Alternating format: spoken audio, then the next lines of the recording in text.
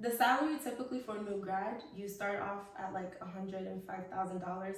I'm speaking from the lens of a Massachusetts resident or kind of like New England. So typically New England area is like $105,000 for a new grad, depending on where you go on the field too. So primary care is like 1.5. Do like emergency medicine or surgery, you might start off 126, 130K. Psych, 135K maybe. Like it just really depends on where you go. Yeah. So the pay is really good, and I think like a national average is at least 6 digits for a national. But somewhere like California, you're gonna get paid a lot more. Okay. Hi everyone, welcome back to another video. This is Ivy and Ivy Hub. I have here Angie. We are going to talk about being a PA and life as a PA right now. But yeah, so hi everyone, my name is Angela. Thank you, Ivy, for having me on this with you. You're very welcome. I appreciate you honoring us because, I mean, yeah, we need that. Yeah, and I'll just be talking about life as a physician associate and basically tips and advice I can give to anyone whose endeavor is to become a PA. But yeah, that's pretty much it. All right. Thank you, Angie. So, what can you tell us about trying to get in this field? PA, like to be a PA, what do you need? I would say the very first thing that you need is compassion. Okay. So if you want to get into healthcare, obviously we know that healthcare is a type of field where the job is kind of always promising. Yes. So if you want job security, if you want a good paying job, yes, this is the job for you. But then I'd say the very first thing you want to have is a quality of compassion. Because there will be days where it will be hard. It will be very, very hard. In school, before school, while you're working. So with that, like, you need that why that will keep you pushing. Okay. And compassion or passion just to help people and to make that difference in people's health and overall their quality of life is going to be that gas that's going to keep you moving. Okay. So I would say that's a quality that you should have. Yeah. Okay, that's very great, and I'm glad you telling me this because it's not easy to like figure out what you want to do, especially in the health field. It's easy. Someone would say, "I want to be a nurse. I want to be, a doctor," but very few people say PA. Yeah. So I'm like, and I'm glad you brought that point up because like PA, I remember when I was in school and I was doing my rotations. Obviously, like we would have to introduce ourselves to patients. And whenever I would say I'm a PA or a physician, I wouldn't even say the full name because I'm like, if I say PA, like it can be misconstrued for something else. So I'm like, oh, hi, my name is Angela Duro, I'm a PA. And people will be like, oh, you're the medical assistant. Oh, you're the doctor. And I'm like, no, a physician assistant. Yeah. And I'd have to kind of go in and kind of give them detail of what a PA is. Do. Exactly, and what it entails. So yeah, I'm glad you brought that up because a lot of people don't know what it is, but it is becoming a lot more popular. And one thing I will say though is everyone who's watching this video, the next time you're at the hospital or doctor's office, pay attention to the name badge or the name tag on the shirt. It's probably going to be a PA. So when you start noticing and being more alert of that stuff, you're gonna start becoming more familiar with what a PA is and what they do. That's definitely a good tip to give. We appreciate that. All right, so in terms of schooling, what do you need to do to get to that section? Because right out of high school, what do I have to do in college? What else do I like? Give us that, map. Yeah, of course. How to be a PA. Yeah. So typically high school, it'll be good if you have an idea that that's what you want to do because it's kind of like going to medical school. You don't start when you get to college, you start before college. You start making the necessary steps and preparations. So for me, I knew I wanted to, my story's a bit long. So go ahead, I want to hear it. So I actually, in high school is when I first heard about the PA profession. I was a sophomore. But when I started college, I started as nursing.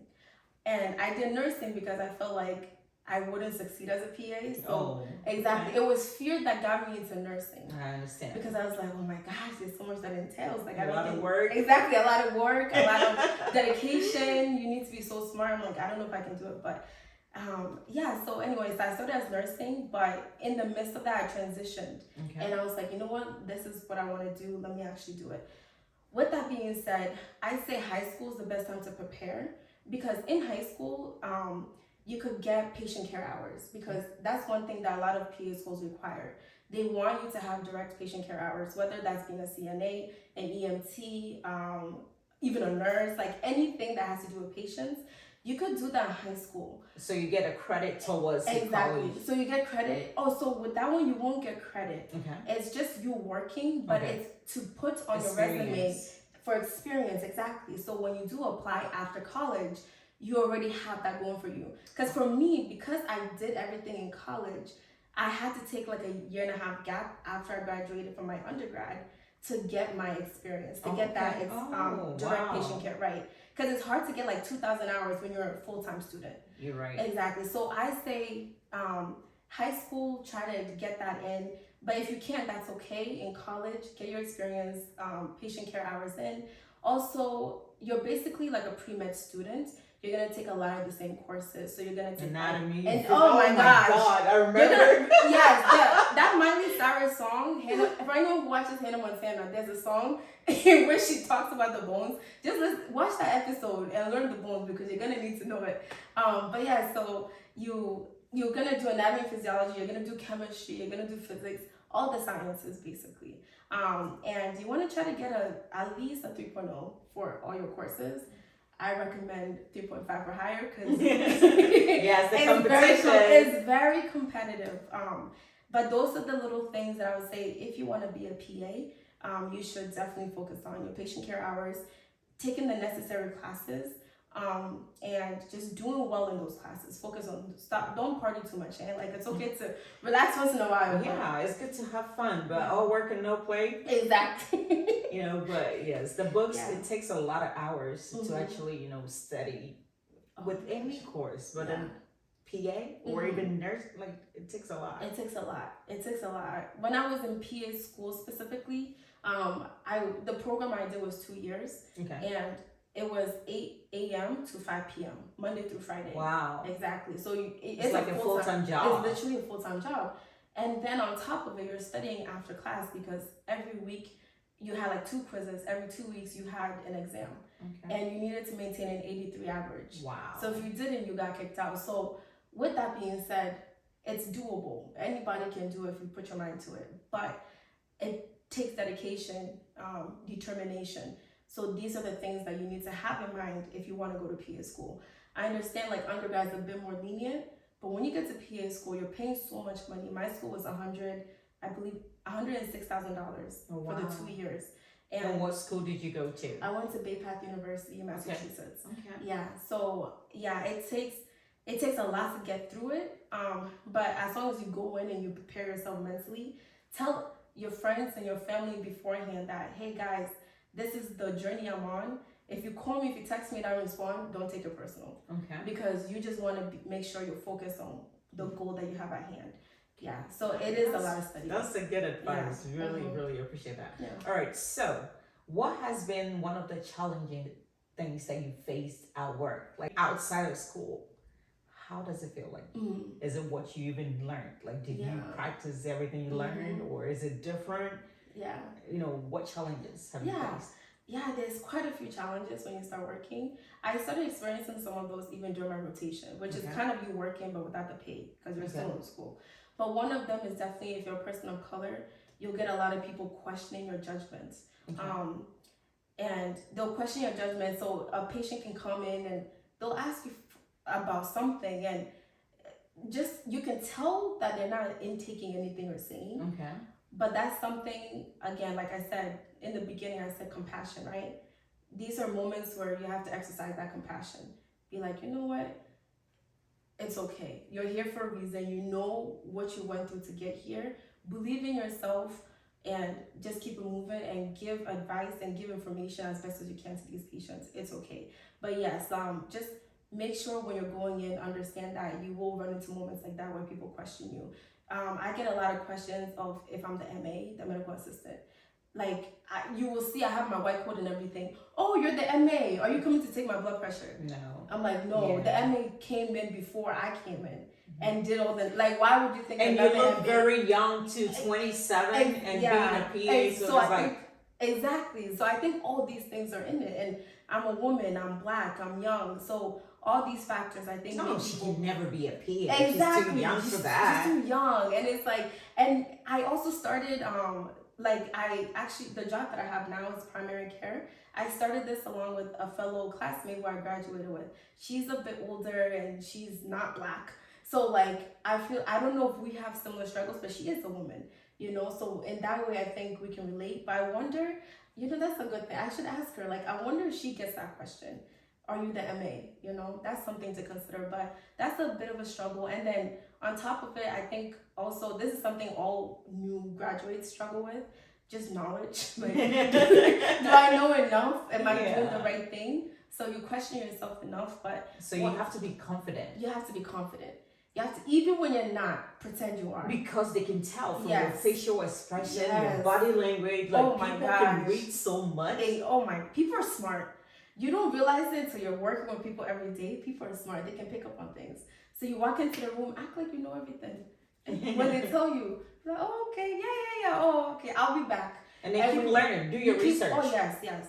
I always tell people, like, I tell my friends and family, like, oh, I'm studying. And this is like maybe after work when they're trying to reach out. They're like, didn't you graduate? Why are you studying? I'm like, this is medicine. It never ends. It never ends. Not only is the information so much, they have to keep reviewing stuff, but there's also new advancements. Exactly. Every single day. So you have to keep updated. Oh with my gosh.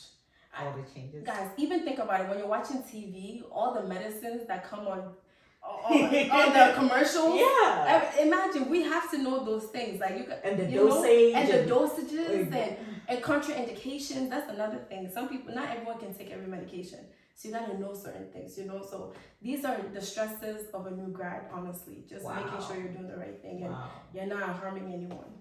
Thank you. Yeah, Thank you. So now you told us some of the challenges. Mm-hmm. What are the rewarding part of this job? Yes. That's a really good question, because obviously all the things I just said might scare some people, but guys, hang in, because there's really good stuff.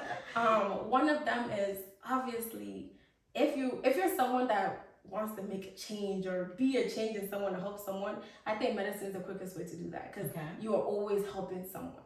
Like, someone's coming to you because they need you. And you make them feel better. And it's so rewarding. Well, primary care is a bit different. Emergency medicine will be more on the spots. You see the difference in whatever you do for them. Mm-hmm. But even in primary care too, like if someone comes in and they've had back pain for like 10 years and you give them the right medication, or you refer them out to the right treatments like physical therapy or something, that difference, you see them the next time, they're a whole different person. It just, that excitement that you get from that is so rewarding. And that, even with all the bad things, that one moment keeps you going, like, oh my gosh, I can't wait to do that for the next person. Also, I have to say, the money. The money. You give us a range, you know, because like the average, the minimum, and up to the max. Mm-hmm. And does the years of experience have an impact on it? Mm-hmm. Like, or states, like, let us know more about the salary. So the salary typically for a new grad, you start off at like $105,000. I'm speaking from the lens of a Massachusetts resident or like New England. So typically in New England area, it's like $105,000 for a new grad, depending on where you go. Okay. Obviously, you can also it depends on the field too. So primary care is like 1.5. Do like emergency medicine or surgery, you might start off 126, 130K. Psych, 135K maybe. Like, it just really depends on where you go. So the pay is really good, and I think like a national average is at least 6 digits for a national. But somewhere like California, you're gonna get paid a lot more. Okay. There's people making over 200K in California. But also the cost of living is gonna be higher, so you have to like look at it. Am I spending 50 grand in bills? Exactly. Making this, so you have to think about the take home. Exactly. So risk and benefits, I guess, right? So in that way, if you want to live in California, you'll get a good pay, but you'll also be spending a lot. So that's a very good point. And then it definitely depends on how long you've been working. So the new grads are getting like the low 100Ks, and then the more years you spend in your field, the more you get paid. So typically you might get like, I know a friend who got a raise of 3K within 2 years. That's yeah, good. which is good. So I don't know, but I think there is a cap though. Like you might consistently get a raise, but I think when you get to something, depending on your field, once you reach a certain level, there's a stop. cap. But I would say once you graduate, you can be looking at least 6 figures for the most part. That is amazing because nursing. I know nurses do get some money, but I haven't heard anyone graduate and make 105K. Yeah. But they also do a lot of work, and PA nursing is rewarding. PA is also rewarding, but. Look at this, 105K, and it's a field that a lot of Africans don't look into. Exactly. So you guys should really consider looking into PA. And PA is not personal assistance, just so you know. That's because it's point. Easier for us to like associate the acronyms with other things. And it happens. It's so true. I've done PCA before. Oh, you're the PCA, personal care assistant. Yeah. And I'm like, take out the C. More like a doctor, but the doctor before the doctor. Exactly. So that's basically what it is. So, and that's something where people ask, so what's the difference then between a PA and a doctor? And one, the schooling is a bit different. Doctor, you go to medical school for 4 years. PA, you go to graduate school. It has a medical focus though. It's based on the medical model. So it's like a fastened, I guess like a fast track of medical school, kind of. Thank you. And so you do that for like 2 to 3 years.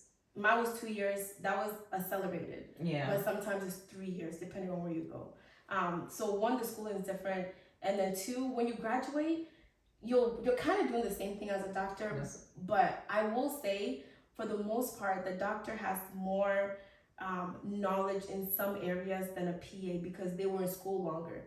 And they also do residency, where a lot of PAs don't have to do residency, but that's actually something they're changing. A lot of jobs now are kind of requiring that. So, yeah, that's the difference, but that difference might even be way less in the future when PAs also have to do residency. Okay. But I would say, like, I gave an example the other day, like a doctor might know like the 10 causes of one disease, where a PA might know like 7 causes of that one disease. So you still know a lot about it and the main things of it, but a doctor might know a bit more in depth. True. Exactly. They will know more in depth about it. So I say like respect each profession in their own way. A doctor's not a PA and a PA is not a doctor. Okay. And that's, Wow, that's very nice. So can you run down a day-to-day routine, like when you go in first thing in the morning or how does your day look like? Do you look at 35 patients? Like, how does it look like? Yeah. So for me, because I'm kind of new still, I've only been at my job for about 2 months. Okay. So it's a bit different, but a typical day when I am officially, which is January 2nd, is when I have my patient load and everything. I go in, I'll start at 8:30. Okay. I see my first patient typically at 8:40. They come in and when the patient comes in, you kind of just ask them, like they might have you call it chief complaints, like what they're in for. Oh, my head hurts. And you just talk to them and you do the best you can for them. You prescribe them whatever you need to treat them. But so yeah, you see about altogether, I want to say 21 patients in a day. So 8:30, so from around like 8:40 when you see your first patient to 4:20 p.m., you're seeing patients all day. Oh. And then you have lunch at 12. So that's like a typical day. And it in primary care, it is a bit exhausting a little bit because you're constantly seeing patients. It's not like other places where you might have a break here and there. When you get in, your schedule's already full. Oh, wow. Right, because they're making it weeks, months in advance. So it's packed. And if a patient can't come, they can also put someone else. Exactly, put someone in that spot. So that's a typical day in primary care. You're seeing patients every day, but I mean every like 20 minutes basically. Oh, so it's a 20 minutes interval. Oh, 20-minute interval, exactly. So 8:40, 9 o'clock, 9:20, wow. 9:40. You're doing that consistently until you leave. And then you're doing noting and charting. And I work in a community health center. So that one is, I was saying to someone the other day, it's not just medicine, but it's also the socioeconomic, exactly, social determinants of health, SDOH, where like you're also taking care of the person beyond their medical need, because everything in life is tied together. If the place they're living is not the best, if conducive to them. Exactly, if it's not conducive to their health, it can cause asthma, it can cause worsening of COPD. So you're taking care of these patients not just, from the medication part, but also everything in between. Whether they have electricity on, because some medications like insulin, you need to put it in the fridge. So it's all these things, that you have to make sure. I've learned a lot. I know I have always wanted to be a PA, but I never got to it. But hearing you, I'm so excited. Like, maybe it's not too late for me. I mean, it's never too late. It's never it's never too late. Maybe I can, learn one or two things from you. So what advice would you give to, youth or anyone who is interested to do right now? What kind of advice can you give them? My advice would be to make a decision that this is what you're gonna do, and don't pivot. Make that decision, don't pivot. And when I say don't pivot, I mean regardless of external factors, regardless of your finances, there's ways to get through. I got a scholarship that got me through PA school. That was the next question I was going to ask you. So there's always a way. Regardless of finances, regardless of what people are telling you, the naysayers, regardless of your own self-doubt, because that's something I went through, So I say have a focus, have a vision, and just blind yourself to everything around you that does not help you propel you towards your goal or achieve your goal. So that is the biggest advice I would give. And then and me, I trust in my God, so I give everything to God, and a lot of what I've achieved so far, I also attribute it to Him. So there's also that portion for me. Was that ever a moment where you felt like giving up? Oh yeah, definitely. It's no. I mean, I'm glad you're being honest. Like, so what did you do that brought you up? Like, what helped you come out of it? Because we're human, and sometimes we feel like, well, I've been trying it this way, it's not working. How else can I approach it? Like, what did you do different? How did you get your mind back on track? Yes. I've definitely had those moments in school, especially where I'm like, oh my gosh, like this exam I know I'm not gonna pass. I might as well just give up and not embarrass myself. So during those moments, I guess referencing back to what I just said, I literally would just reference verses in the Bible. I would say Jeremiah 29:11 being my favorite one. For I know the plans I have for you, plans to prosper you and not to harm you, plans to give you a hope in the future. I would literally just tell myself that. And I'm like, you know what, whatever happens, I'm giving it to God.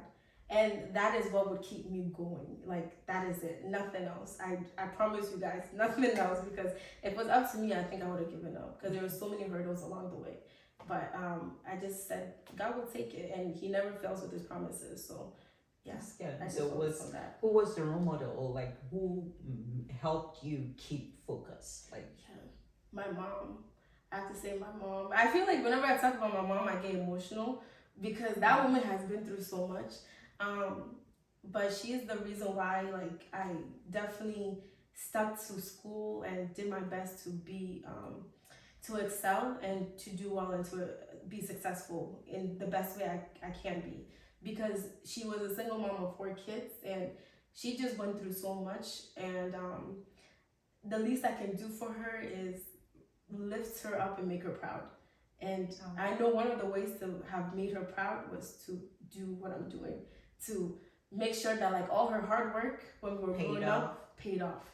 So I would say my mom is my biggest, And every interview I've done, like whether it's school or work, I always brought her up some way. Like if someone's like, oh, what? Because that question gets asked, and I'm like, it's my mom, and it's not a lie. It's she's amazing. So thank you, Mom, for seeing her through this. Because without a mom, something's impossible. Exactly. So. And she's gone through a lot. She was an immigrant and all this stuff. So Thank you.